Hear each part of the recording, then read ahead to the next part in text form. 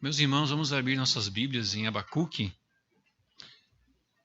capítulo 1. Vamos ler os primeiros 4 versículos. Abacuque 1, de 1 a 4.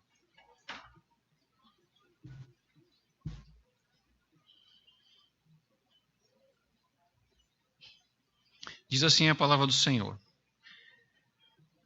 Sentença revelada ao profeta Abacuque. Até quando, Senhor, clamarei eu e tu não me escutarás? Gritar-te-ei violência e não salvarás? Porque me mostras a iniquidade e me fazes ver a opressão? Pois a destruição e violência estão diante de mim. Há contendas e o litígio se suscita. Por esta causa a lei se afrouxa, a justiça nunca se manifesta, porque o perverso cerca o justo, a justiça é torcida. Vamos orar ao Senhor. Senhor, nós estamos na Tua presença nessa manhã, te agradecemos pela oportunidade que concedestes a cada um de nós que está aqui, porque na Tua misericórdia e na Tua bondade, Tu nos fazes, Senhor, levantar de manhã, respirar, estar aqui, Senhor, para louvar o Teu nome junto com os irmãos. Te agradecemos, Senhor, porque Tu nos levantas, Tu nos trazes, Senhor, a Tua igreja aqui junto com os irmãos. Somos gratos, Senhor, por essa oportunidade de abrirmos Tua palavra, de lermos aqui e de meditarmos nela. Rogamos, Senhor, agora que o Teu Santo Espírito esteja falando a cada um de nós a Tua palavra, que ela possa, Senhor, falar profundamente a cada um de nós, sejamos transformados por ela, possamos viver de acordo com essa verdade, para a honra e glória do Teu nome, porque sabemos que viver a vida, Senhor, contigo é a melhor coisa que existe. Pedimos isso, Senhor, rogamos no nome do Senhor Jesus. Amém. Meus irmãos, estamos novamente aqui em Abacuque. A primeira pregação foi uma pregação mais no sentido geral, de termos uma visão geral sobre o livro. E hoje, basicamente, eu começo, avaliando e analisando os primeiros 4 versículos. E nós, na última vez que eu estive aqui, dei ênfase às palavras mais negativas desses primeiros versículos, mostrando o contexto em que Abacuque vivia. Abacuque é um profeta do Senhor, mais ou menos esse livro foi escrito no ano 605 a.C., um pouco antes da entrada de Nabucodonosor, rei da Babilônia, em Judá, em Jerusalém, destruindo a Jerusalém. Então ele está vendo alguma coisa, ele está percebendo alguma coisa a respeito do seu povo.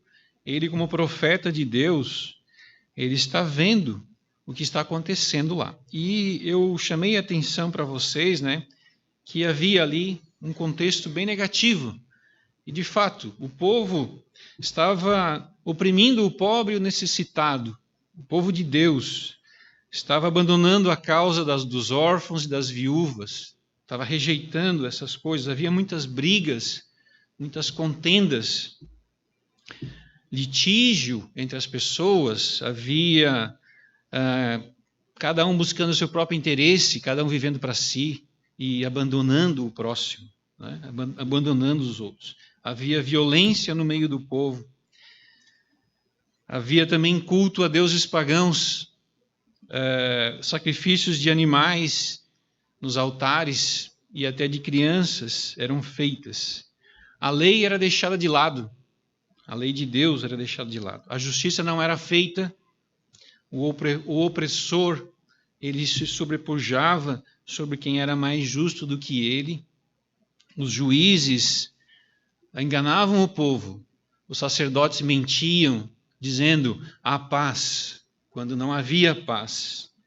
Quando não estava tudo bem, eles diziam, está tudo bem, o Senhor está conosco. No entanto, eles estavam vivendo vidas abandonando a Deus.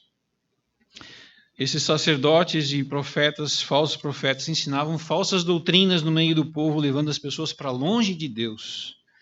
Os reis governavam de mãos dadas com eles, com os sacerdotes, com os falsos profetas, levando o povo a pecar. Isso o Abacuque estava vendo, O profeta aqui, ele está vendo toda essa situação. E nós enfatizamos como isso foi negativo, né? Como foi ruim e como é ruim. E é por isso que Abacuque fala essas palavras aqui. É por isso que Abacuque ora dessa forma. Até quando, Senhor, clamarei eu e tu não me escutarás, gritar-te-ei violência e não salvarás? Não era fácil para Abacuque viver aquela situação. Sendo um servo de Deus, um profeta de Deus, que ama a Deus, que ama o povo de Deus, vendo a corrupção espiritual daquele povo, não era fácil. Vendo que Deus estava sendo desonrado quando deveria ser honrado, e isso pelos seus próprios filhos, pelo seu próprio povo. É uma situação de bem, digamos assim, baixa espiritual, uma condição de queda espiritual. Como diz o Dr. Lloyd Jones, né? A história da igreja é composta de altos e baixos, né? E nesse momento é um período muito ruim. Talvez Abacuque estivesse lembrando de um período maravilhoso que aconteceu antes, um período de avivamento sobre o rei Josias, que também viu coisas desse jeito, mas o rei Josias viu a palavra de Deus, recebeu a palavra de Deus, descobriu a palavra de Deus e reformou o culto ao Senhor e fez uma reforma ampla no meio do povo de Deus. Talvez Abacuque estivesse lembrando disso. E por isso que ele está angustiado. Aqui nós vemos a oração de um homem de Deus angustiado. Ele está triste, abatido de certa forma, preocupado, e ele deseja uma mudança de cenário. Ele quer que as coisas mudem. E hoje nós vamos ver então o que Abacuque realmente quer. É a primeira pergunta que nós temos que nos fazer. O que Abacuque realmente deseja de Deus? O que ele está pensando aqui? O que ele quer que Deus faça? Essa é a nossa primeira questão e a nossa primeira resposta que vamos dar a essa pergunta. O segundo ponto desse sermão é: por que Deus parece estar ausente, em silêncio, quando tanta coisa ruim está acontecendo? Abacuque tem uma impressão de que Deus não está respondendo. Até quando, Senhor? Quanto tempo ainda? Ele tem essa impressão e nós vamos tentar ver esse ponto juntos. Então, o primeiro ponto, vamos ver o que Abacuque realmente deseja de Deus. O que ele está buscando em Deus. O que ele está querendo que Deus faça. Irmãos, Abacuque não está reclamando, como alguns acham, né? Até quando, Senhor? O Senhor não faz nada?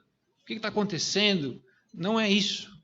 Né? Primeira coisa que eu quero que vocês vejam é que o tom não é um tom de reclamação, de chateação, de cobrança de Deus, de rebeldia. Não é um tom de desconfiança, pelo contrário. Apesar de ele estar questionando a Deus, apesar de ele estar levantando questões com Deus, ele não está questionando isso por rebeldia, ou porque está dizendo Deus não está fazendo nada, ele devia estar fazendo sim. Não, ele está questionando a Deus por uma razão maior. E nós sabemos que Abacuque não pecou nisso, nessa pergunta. Até quando, Senhor? Porque não é uma pergunta de rebelde. Justamente porque Deus lhe responde. Logo em seguida, Deus vai responder. Deus não o repreende em momento algum, mas fala com ele. Então é uma atitude de alguém que não está reclamando, não está questionando no sentido de reclamar de Deus.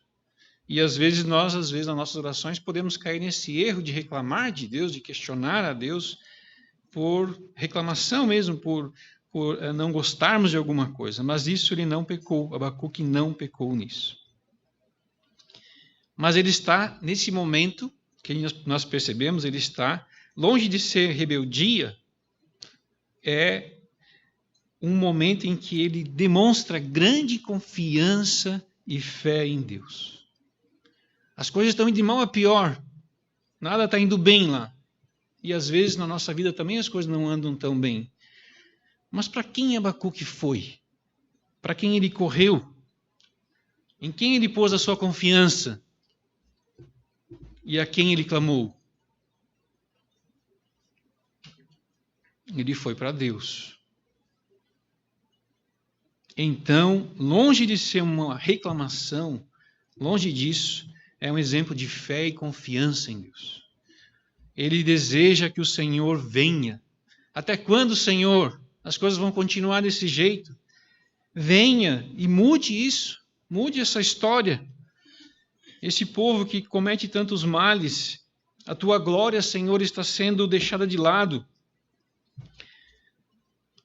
A tua honra está sendo aviltada.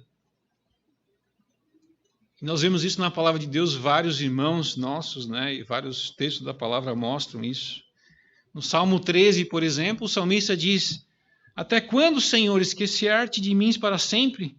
Até quando ocultarás de mim o rosto?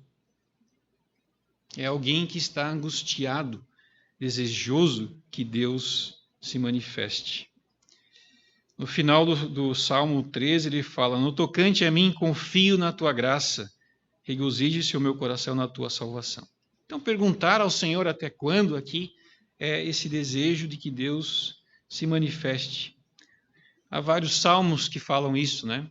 Lemos aqui o Salmo 42, Salmo 90 começa assim: volta-te, Senhor, até quando? Tem compaixão dos teus servos, sacia-nos de manhã com a tua benignidade, para que cantemos de júbilo e nos alegremos todos os nossos dias. O profeta é um profeta angustiado, porém é um profeta que busca a Deus. É uma oração, então, irmãos, por avivamento. Aqui o homem de Deus, o profeta de Deus, vendo a situação à sua volta, ele deseja um avivamento, um retorno do Senhor ao meio do seu povo, o retorno da glória de Deus, que o nome do Senhor seja exaltado de novo. E que haja de novo justiça, que haja de novo cuidado pelas órfãos e as viúvas, pelo próximo, que haja de novo um retorno ao culto verdadeiro. Heber Campos Júnior, em seu livro Triunfo da Fé, diz que Abacuque, entre aspas, Abacuque, portanto, está correto na sua primeira reação. Ele ora ao Senhor, coloca a sua expectativa em Deus para a resolução do problema. Não se acomoda diante dos males presentes. Ele quer a resolução dos mesmos, embora saiba que ele mesmo não possa resolvê-los. Ele clama ao Senhor, porque tem a justiça de Deus em alta conta, quer vê-la manifesta. Por isso, sua oração honra o Senhor, ao invés de desafiá-lo. Então, é uma oração que honra o Senhor, e é uma oração que é de desejo de mudança. É uma oração de transformação, de retorno, de avivamento. Até ele fala, né? Senhor, por que me fazes ver? É interessante isso, né? Por que me fazes ver? Ele não queria nem ver a injustiça à sua volta. Porque me mostras a iniquidade e me fazes ver a opressão. Ele está vendo. E ele tem esse discernimento dado por Deus, porque nós vemos espiritualmente quando Deus revela a nós.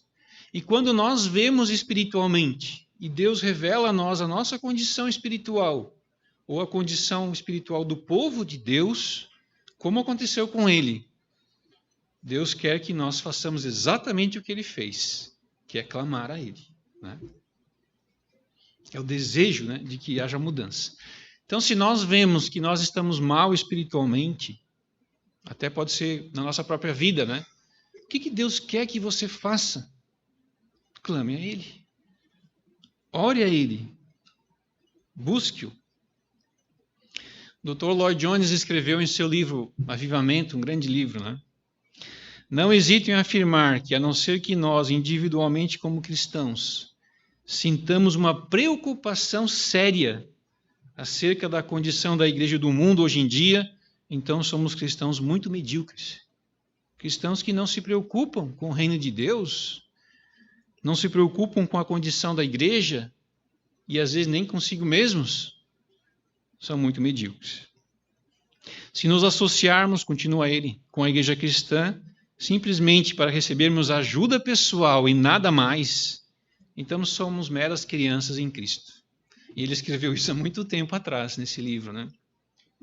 Se ele visse, né, a situação atual hoje, né, nas igrejas e nas pessoas, na televisão, nos meios de comunicação, quando as igrejas, às vezes, fazem exatamente isso, né? Elas pregam ajuda pessoal e nada mais, né? Então, são meras crianças em Cristo, como diz Lloyd Jones. As pessoas pregam exatamente isso, ajuda pessoal, livramento de dívidas, de problemas de relacionamento, de filhos, de família, de ser bem-sucedido, né, na sua vida. Você tem que se tornar alguém próspero. E daí vem o nome, né, Evangelho da Prosperidade. Um evangelho utilitário. Se eles vissem, né, se o Dr. Lloyd Jones visse a predominância de livros, palestras, pregações e estudos focando nisso, ficaria duplamente chocado. Primeiro porque ele não imaginava, né, que a situação ia chegar no que chegou, às vezes, na igreja cristã. Pela própria situação, que piorou muito, tem piorado muito, com esses evangelhos falsos andando por aí. Mas creio que também talvez ficasse chocado porque ninguém faz nada, né? Porque ninguém está orando, porque ninguém está se preocupando. Isso também é muito ruim. Nós, como cristãos, temos o dever de nos preocupar com o reino de Deus em nós e ao nosso redor, à nossa volta. O próprio Deus se chocou com isso quando em Ezequiel acontecia, em livro de Ezequiel relata isso, né? Lá fala o seguinte, vou ler um texto para vocês, né? No versículo 29 do capítulo 22. Contra o povo da terra praticam extorsão, andam roubando, fazem violência ao aflito, e ao necessitado e ao estrangeiro oprimem sem razão. Então, a mesma coisa lá em Ezequiel, acontecendo uma coisa semelhante. Extorsão, roubo, violência. Versículo 30 de Ezequiel 22 diz o seguinte: busquei entre eles, Deus falando, né? Busquei entre eles um homem que tapasse o muro e se colocasse na brecha perante mim a favor desta terra, para que eu não a destruísse, mas a ninguém achei. Essa é a situação, né? Não há pessoas que estão orando, se preocupando com isso, orando em favor do povo de Deus. Nós vivemos dias de um individualismo absurdo, né? Prevalente, né? No meio da sociedade e no meio da igreja. É um egoísmo forte, nada vê além de si mesmo, não olha à sua volta, não vê o próximo. Abandonam os órfãos e as viúvas, vamos dizer assim, né? Desprezam aos que estão ao seu lado. E também nesse meio surge muito um evangelho deturpado, um evangelho falso, pessoas dizendo há paz, paz, quando não há paz. Exatamente como na época de Abacuque. Paz, paz, quando não há paz. Está tudo bem com a sua alma, quando não está. Está tudo bem com você, quando não está. Há um baixíssimo amor pelas almas perdidas, alto amor por si mesmo, cada um buscando o seu próprio interesse, a igreja perdendo a influência sobre as pessoas, igreja sem poder, sem significado, sem importância. Será que nós não deveríamos estar orando aqui, Senhor, até quando? Não seria essa a condição para estarmos preocupados com as coisas da igreja, do Senhor, e até conosco mesmo? Onde está a nossa força? Onde está a nossa vida de comunhão com o Senhor, nossas orações? Onde está a nossa energia, nossa alegria? Vale para cada um de nós. Assim como o Abacuque está orando pela restauração do povo de Deus, devemos também começar orando pela nossa própria restauração. Devemos nos preocupar com a nossa própria alma, com a nossa própria vida. E Deus ouve nossas orações. Por que não estamos orando por avivamento? Não estamos vendo? Abacuque viu. Por que me mostras a iniquidade? Não nos importamos? Não nos interessa tanto assim o reino de Deus? Para Abacuque tudo isso doía, era triste. Era um clamor desesperado pela presença de Deus. Abacuque é um homem, então, que está lutando com Deus, orando a Deus, pedindo a Ele.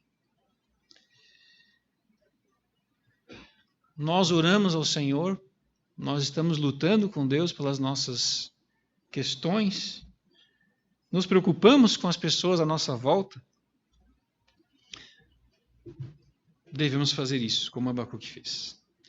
Abacuque, para mim, é um exemplo desse homem de Deus, dessa pessoa de Deus que ama a Deus e quer ver o reino de Deus estabelecido indo para frente, na vida dele e na vida dos próximos a ele. Que bênção, né? Que bênção de Deus um homem assim. Muito bem, vamos ao nosso segundo ponto. Mas não parece para vocês aqui que Abacuque está preocupado? Parece que Deus está demorando com a resposta, né? Até quando, Senhor? Até quando eu clamarei? O profeta, então, está se debatendo com o fato de Deus estar demorando, com o fato de Deus não estar respondendo a sua oração. Eles oram por avivamento, ele ora por avivamento e parece que não está acontecendo. É uma aparente demora de Deus. Deus parece estar silente, parece estar em silêncio. Ora, irmãos, sabemos que os propósitos de Deus são eternos. E sabemos que os pensamentos de Deus são mais altos do que os nossos. Assim como os céus são mais altos do que a terra. E os seus caminhos são mais altos do que os nossos caminhos. Deus tem seus propósitos, seus planos, quando aparentemente parece demorar ao nosso clamor, demorar a nossa inquietação, a nossa oração. É certo que aparecem também, nesses momentos, vários que vão dizer: onde está o teu Deus? A tua vida não está mudando, nada está acontecendo. Lemos no Salmo 42, as pessoas dizem: onde está o teu Deus? Está vendo? Teu Deus está longe. E aparecem doutrinas falsas, do tipo essa: Deus realmente abandonou todo mundo. Deus criou o mundo e foi embora. Largou vocês aí na pior situação. Essa doutrina falsa chama deísmo, Muita gente acredita nela. Há outros, A soberania de Deus é deixada de lado nessas épocas. Mas eu queria listar para vocês alguns motivos pelos quais Deus parece demorado. Parece, mas não é. Porque o próprio texto mostra que não é, porque depois ele vai responder, Ele tem seu tempo. E o primeiro motivo que eu queria lembrá-los, porque Deus parece demorado a oração, desse clamor que o profeta faz, que às vezes nós fazemos, é que Deus está usando de misericórdia com seu povo. Está usando de misericórdia. Deus enviou profetas, levantou servos, levantou reis, bons, chamou a atenção de vocês para que vocês não fossem rebeldes. E Deus está esperando que vocês se arrependam e voltem para Ele. Deus está esperando. Deus tem paciência com seu povo. Então a demora de Deus não é porque Ele está sendo mau, é porque Ele está esperando que você sim se volte para Ele. Porque se Ele voltasse e desse a paga pelo seu pecado, seria muito pior.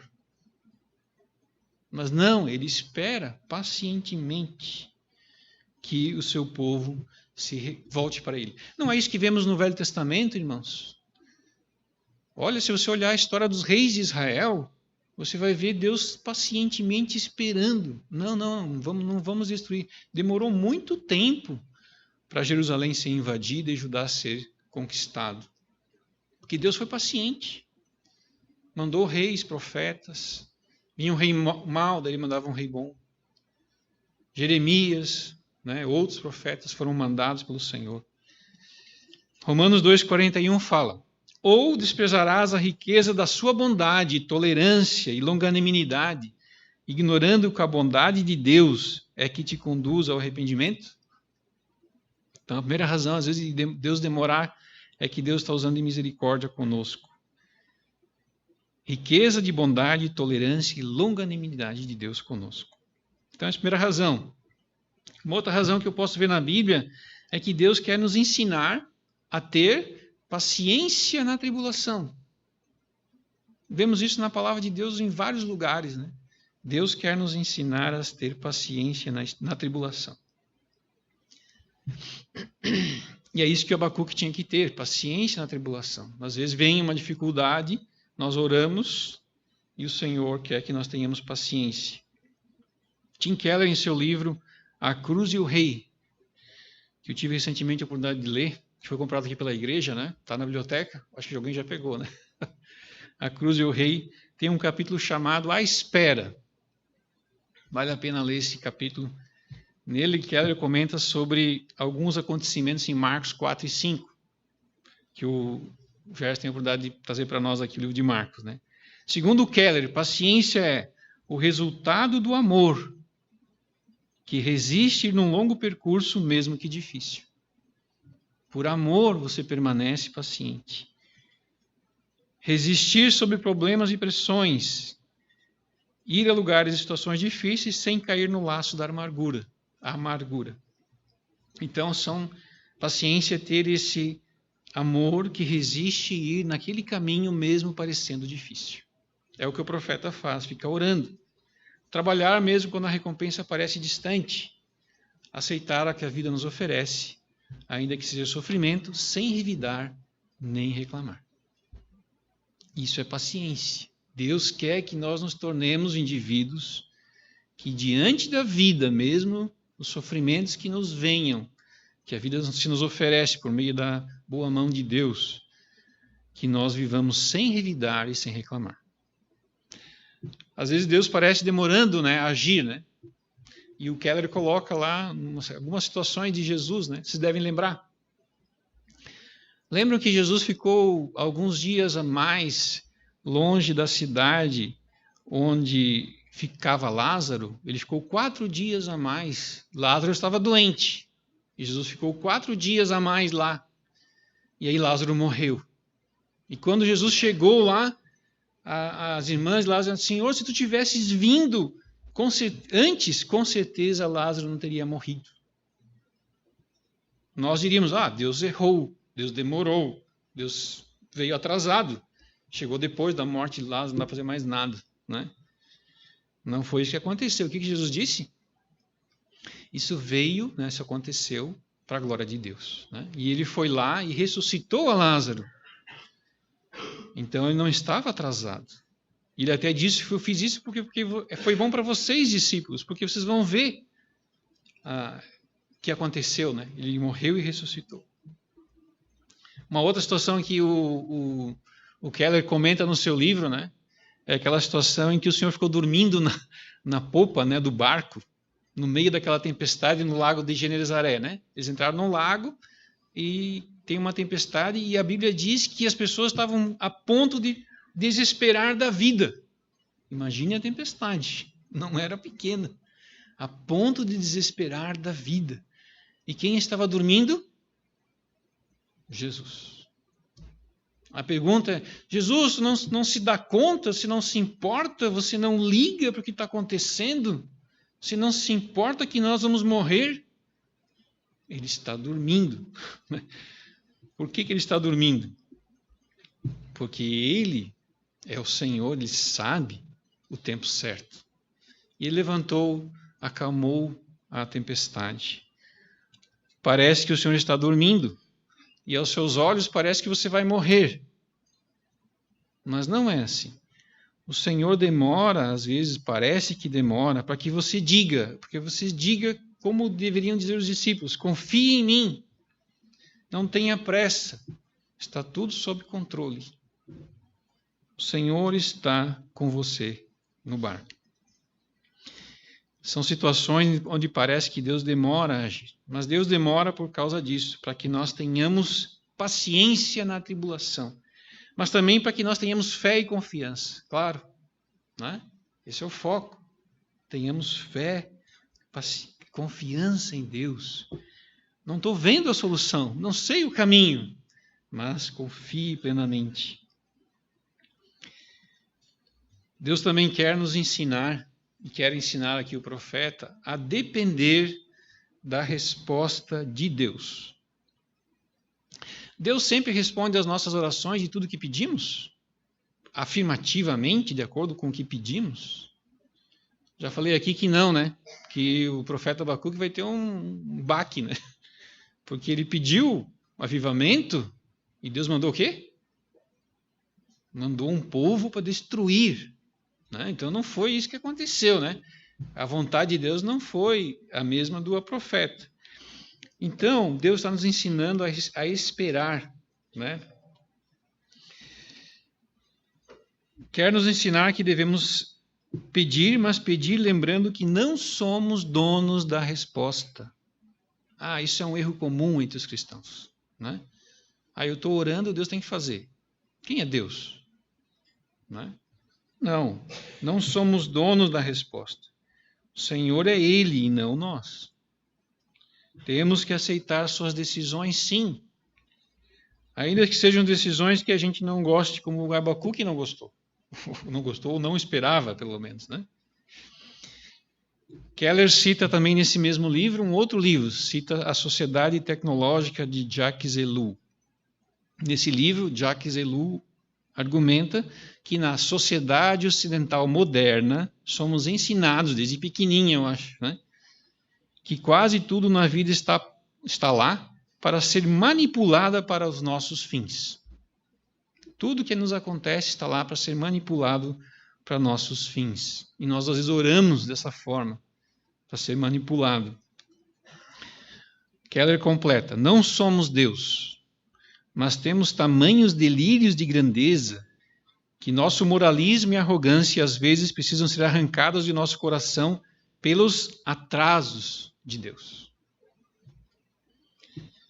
E Lloyd Jones concorda, né, com Keller no seu livro do Temor à Fé, dizendo assim: todos nós temos a tendência de prescrever respostas às nossas orações. Achei uma frase fantástica.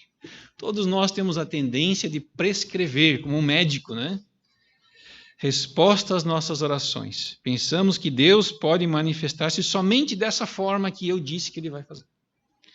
Mas a Bíblia ensina que Deus, às vezes, responde às nossas orações, permitindo que as coisas piorem, muito antes de que possam melhorar. Ele pode, às vezes, fazer o contrário do que prevemos. Ele pode esmagar-nos, colocando-nos frente a frente com um exército caldeu. É o que vai acontecer com ele. Mas é um princípio fundamental da vida e caminhar da fé que, quando tratamos com Deus, devemos sempre estar preparados para o inesperado. Temos que não prescrever respostas, esperar a resposta de Deus. É isso que Deus quer. Também Deus está nos ensinando que o tempo de Deus é o tempo correto. Acho que ficou claro aí, né? O tempo de Deus não é o nosso tempo. O tempo do Senhor é um tempo diferente, né? E nós achamos que sabemos todas as coisas, né?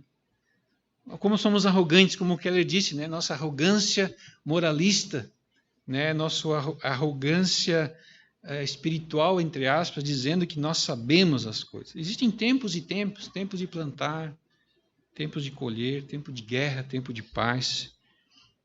A gente sabe disso. Deus é que controla o tempo e não nós. Abandonemos essa ideia. Jesus veio na plenitude dos tempos. Ele sabia quando era o tempo certo. E o Senhor sabe o tempo das coisas. Então oremos dessa forma, lembrando que o Senhor é o Senhor também do tempo. Os caminhos de Deus são caminhos misteriosos. Lloyd Jones novamente. Isso, mais do que qualquer outra coisa, foi que deixou Abacuque perplexo.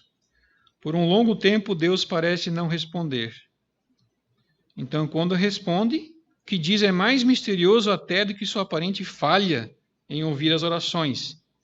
Na mente de Abacuque estava perfeitamente claro que Deus tinha que castigar a nação e depois enviar um grande reavivamento. Mas quando Deus disse: estou respondendo a sua oração, suscitando o exército caldeu para marchar contra as suas cidades e destruí-la, o profeta não conseguia nem acreditar no que ouvia. mas foi o que Deus lhe disse. Então, irmãos, Abacuque aqui é um homem desejoso, né? Ele quer mudança, ele está desejando, por isso que ele está clamando a Deus. Quando nós passarmos por coisas semelhantes nas nossas vidas, devemos lembrar dessas duas coisas. Primeiro, que devemos sim buscar a Deus em oração. Corra para Ele, peça a mudança, ore por reforma e avivamento na sua vida, e na vida da sua igreja, e na vida da sua comunidade, e na vida do seu país. Clame a Ele, como o Abacuque fez, porque Ele é que tem a resposta. Só Ele pode dar a resposta correta. Em momentos de dificuldade que passamos, façamos isso. Lembremos sempre de orar com confiança ao Senhor.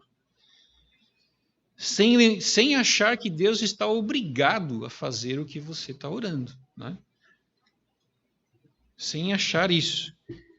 E sem se desesperar, sem desistir. Não é isso? Até quando, Senhor? Continue orando. Vá em frente. Ainda que digam, Deus não está com você. Como diz no Salmo 42, as minhas lágrimas têm sido o meu alimento dia e noite, enquanto me dizem, o teu Deus onde está?